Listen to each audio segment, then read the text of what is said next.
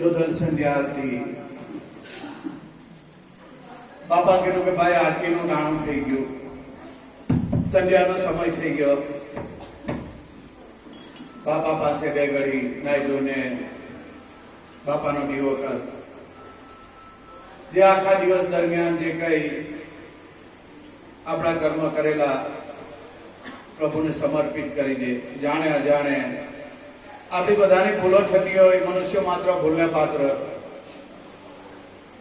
એટલે બાપા પાસે બેસીને પ્રાયશ્ચિત કરી લે.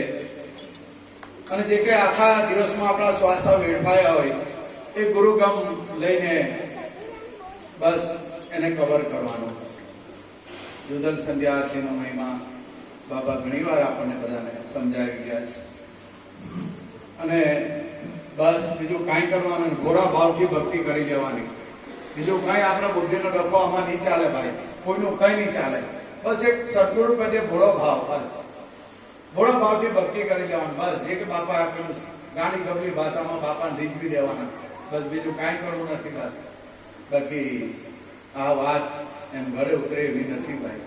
બસ હંમેશા ગુરુને આગેવાન રાખીને સમર્પિત કરીને જે કંઈ કરવાનું કે બાપા તમને હોતું જે તમારા ભરોસે બેઠા છે, બસ એમ હથિયાર લાખી દેવાના. કારણ કે સટ્ટા અધ્યાય જ્યારે અર્જુન નિયમ આવ્યો અને છેલ્લા 18 અધ્યાયમાં હથિયાર લાખી દીધા. બસ વાત પૂરી કરી નાખી અને કીધું કે અર્જુન, બાકી 17 અધ્યાય માનતો નહીં હતું, એનું મન માનતું નહીં હતું અર્જુનનું. આ નહીં તે ને બધું આ તે ભગવાન ભાઈ છેલ્લે ભગવાને બાણ મારી દીધું ભાઈ કે તું બધા કર્મ છોડીને ભાઈ મારે શરણે થઈ જાય. વાત પૂરી કરી નાખી. બસ આ શિસ્ત ભક્તિ. બસ ભોળા ભાવથી બાપાને રીઝવી દેવાના, બાપાને કાલાવાલા કરવાના.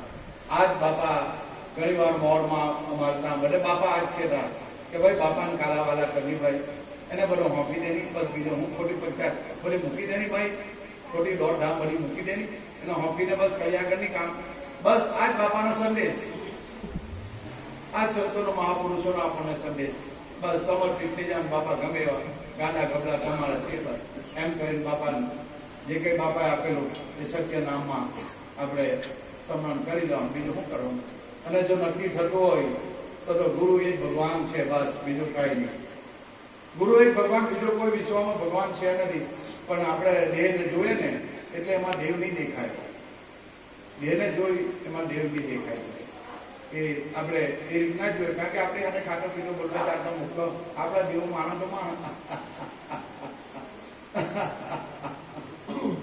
આમાં કા ભગવત ભાવ થાય? થાય ના થાય?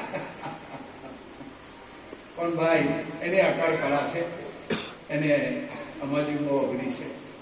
ગુરુની કૃપા હોય તો ત્યાં તો અકળ કળા પ્રભુ કરી દીધો છે. બસ બાકી બોલાન મારો કઈ જુદો છે નથી. ગુરુ મહારાજને આજીજી કરવાની, બાપાને કાલાવાલા કરવાનું. બસ શુદ્ધ હૃદયના ભાવથી બસ જેટલો ઘોડો ભાવ ભક્તિમાં આવે એટલી આપણી પ્રગતિ વધી થાય. આધ્યાત્મિક લાઈનમાં આપણી ઉન્નતિ થાય જેટલો ઘોડો ભાવ હોય એટલો. બસ આપણે બુદ્ધિને ડખા મૂકી દેવાના ભાઈ, મૂકી દે ભાઈ. હું ખોટી ખટપટ કરે, બાપાને શરણે થઈ જાય, બાપાને હવાલે એની ઈચ્છા જેમ થાય, બાપાને જેમ થોડું કરે. બસ એવી રીતે ઘોડા ભાવની ભક્તિ કરવાની. બસ બીજું કઈ વિચારવાનું નહીં. જીવનમાં તમને મને દરેકને પ્રોબ્લેમ આવવાના જ, એ તો છે, જીવનનું પડવું છે, એ તો આવશે. પણ એમાં બી કેવી રીતે રહેવું એ બાપાએ સમજણ આપણને આપી છે. સુખ દુઃખમાં સમ કેવી રીતે રહેવું એ બી બાપા સમજણ આપી છે. અને પ્રભુ આપણને સુખ આપીને સુખમાં છલકાઈ નહીં જાય એટલે દુઃખ આપે, અને દુઃખમાં નિરાશથી થઈ જાય એટલે પાછું સુખ આપે. એટલે કળા તો એ જ કરી દેલો છે ને, એ જ એની જ બધી કળા છે. બસ એમાં સુખ દુઃખમાં સમ રહેવું, સમજી લેવાનું કે આ પ્રભુની કળા છે. જે આવે તે સ્વીકારી લેવાનું. બાપા મંજૂર છે, આવવા દે જે આવે તે. સુખ આવે ભલે, દુઃખ આવે તારી ઈચ્છા, બસ તારી ઈચ્છા બળવાની. એમ કરીને બાપાને આજીજી કરવાની. બસ બીજું કાંઈ વિચારવાનું. બસ બાપાને બડા ભાવથી રીઝવી દેવાના, કાલાવાલા કરવાના. એટલે સંતોએ કીધું ગુરુ એ જ ભગવાન છે, બીજો કોઈ ભાઈ નક્કી થતું હોય તો ને મનાય તો, નહીં થતું હોય તો 5 કરોડનો ફૂટવું જ છે. બસ 5 કરોડનો ફૂટવું જ છે. બાકી બીજું કઈ આમાં નક્કી થાય તો ભાઈ, બસ મનાતું હોય તો એટલે સંતો કહી ગયા ગુરુર બ્રહ્મા ગુરુર વિષ્ણુ ગુરુદેવો મહેશ્વર ગુરુ સાક્ષાત પરબ્રહ્મ તસ્મૈ શ્રી ગુરુદેવ નમઃ. બાપા કીધું ગુરુ બ્રહ્મા ગુરુ વિષ્ણુ ગુરુદેવ મહેશ્વર ગુરુ સાક્ષાત પરબ્રહ્મ. હવે આ કાળા ચાળા ગામડામાં કઈ ગુરુદેવ દેખાય આમાં? કઈ દેખાય નહીં. પણ સંતો હાને ગુરુ કહે છે? ગુરુ બ્રહ્મા ગુરુ વિષ્ણુ ગુરુદેવ મહેશ્વરા. એટલે આપણા પીઠમ સાહેબ કહે છે ચિત્ત ચતુર સુજાણ ચિત્ત ચતુર સુજાણ ત્રિવેણી કિરત તારા તનમાં માહી મંજન કરો માહી મંજન કરો મનનો મેલ ધોવાશે શુદ્ધ ચેતનમાં.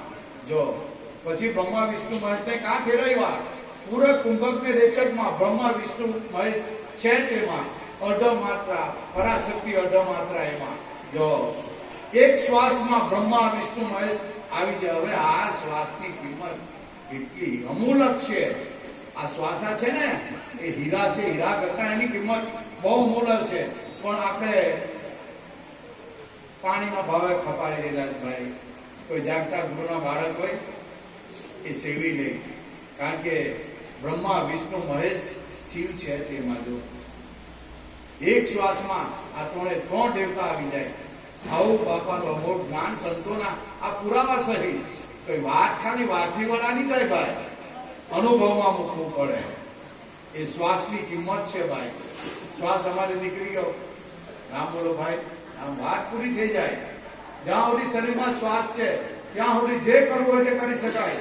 શ્વાસ નીકળી ગયો અચાનક અંધારું થઈ ગયું પલભરમાં આ શરીરમાંથી શ્વાસ ક્યારે નીકળે? રાતના 12 વાગે ખાલી કરાવે આ ભાડોડી બંગલો. કારણ કે એનો છે ને એ તો ગમે ત્યારે આવે. આપણું કઈ ચાલે નહીં. કોને દિવસ ઉગાડવો ને કોને દિવસ જોવડાવો કોને નહીં જોવડાવો એના હાથની વાત છે. બાકી કેટલા રાતો રાતમાં બસ. એટલે કોને આ પૃથ્વી પર રહેવા દેવો ને કોને લઈ લેવો એના હાથની વાત છે. આપણે તો બસ એના શરણે ત્યાં પ્રભુ ગમે તેવા ગાંડા ગબડા તારી ઈચ્છા બસ એના શરણે રહેવાનું. બસ બાપાને કાલાવાલા કરવાનું અને ગુરુ મહારાજને વિનંતી કરવાની હાજી કરવાની કે ગુરુ મહારાજ તમેવ માતા તમેવ બંધુ સખા તમેવ તમેવ વિદ્યા દ્રવ્યામ તમેવ તમેવ સર્વં મમ દેવ દેવ. ઓંકારં બિંદુ સંયુક્તં નિત્રં ધ્રાયં ત્રિલોકિનં કામણં મોક્ષદં ચેવ ઓંકારાય નમો નમઃ. જ્ઞાનમૃતં ગુરુમૂર્તિ પૂજામૃતં ગુરુપદ મંત્રમૃતં મહાવાક્યં મોક્ષમૃતં ગુરુ. બાપાની બે વિધિ બંદગી ભરેલી દરેક ગુરુ ભાઈ જેમને ગુરુ મંત્ર મળ્યો હોય એ રીતના બાપાની સાંભળ સમરણ કરવાનું. અન્ય ભાવિક ભક્તજનો જે કઈ ઈષ્ટ દેવતાના માટે ભગવાનનું થોડું નામ છે બસ. એના નામો અનેકો છે ભગવાન એક જ છે. જે ઈષ્ટ દેવતાને માટે પ્રેમથી પ્રભુનું સમરણ કરવાનું.